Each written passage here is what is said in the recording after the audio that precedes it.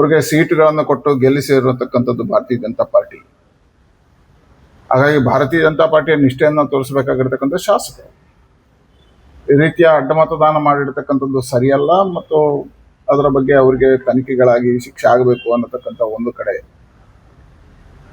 ಅದೇ ನೋವು ನಮ್ಮ ರಾಜ್ಯಾಧ್ಯಕ್ಷರಿಗೆ ಇರ್ತಕ್ಕಂಥದ್ದು ಸಹಜ. ನೋವಿನಲ್ಲಿ ಧರ್ಮಸ್ಥಳದಲ್ಲಿ ಶಾಸಕಾಂಗ ಸಭೆ ಕರೀತೇನೆ ಮತ್ತು ಪ್ರಮಾಣ ಮಾಡಬೇಕು ಅನ್ನತಕ್ಕಂಥದ್ದು ಹೇಳಿರುವಂಥದ್ದು ನಾನು ಗಮನಿಸಿದ್ದೇನೆ. ಪಾರ್ಟಿ ನಡೆಯತಕ್ಕಂಥದ್ದು ವಿಶ್ವಾಸ ಮತ್ತು ನಂಬಿಕೆಯ ಆಧಾರದಲ್ಲಿ. ಅವರ ನೋವು ಸಹಜವಾಗಿರ್ತಕ್ಕಂಥ ಅವರಲ್ಲಿ ವಿನಂತಿ ಮಾಡ್ತೇನೆ, ಇದನ್ನು ಆಂತರಿಕವಾಗಿರ್ತಕ್ಕಂಥ ತನಿಖೆಯನ್ನು ಮಾಡಿ. ಇವೆಲ್ಲವೂ ಬಹಿರಂಗ ಆಗತಕ್ಕಂಥ ವಿಷಯ ಅಲ್ಲ. ಖಂಡಿತವಾಗಿ ತಪ್ಪಿತಸ್ಥರು ಯಾರಿದ್ದಾರೆ ಅವರಿಗೆ ಶಿಕ್ಷೆ ಆಗಬೇಕು. ಅಂಥವ್ರನ್ನ ಹುಡುಕುವಂಥ ಶಕ್ತಿ ಭಾರತೀಯ ಜನತಾ ಪಾರ್ಟಿಗೆ ಇವತ್ತಿದೆ. ಹುಡುಕೋಣ, ಕೂತು ಚರ್ಚೆಗಳನ್ನು ಮಾಡೋಣ.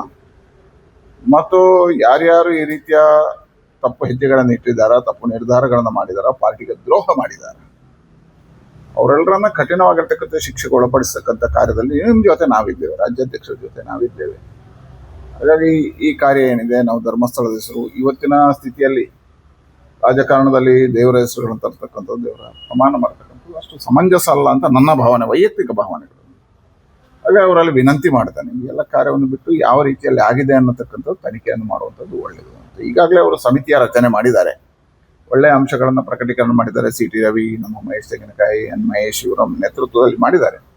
ಆ ತನಿಖೆ ಪೂರ್ಣ ಆಗಲಿ, ಆ ನಂತರ ಈ ರೀತಿಯ ಯೋಚನೆಗಳನ್ನು ಮಾಡಬೇಕು ಅಂತ ಹೇಳ್ತಕ್ಕಂಥ ವಿನಂತಿಯನ್ನು ಮಾಡಿ.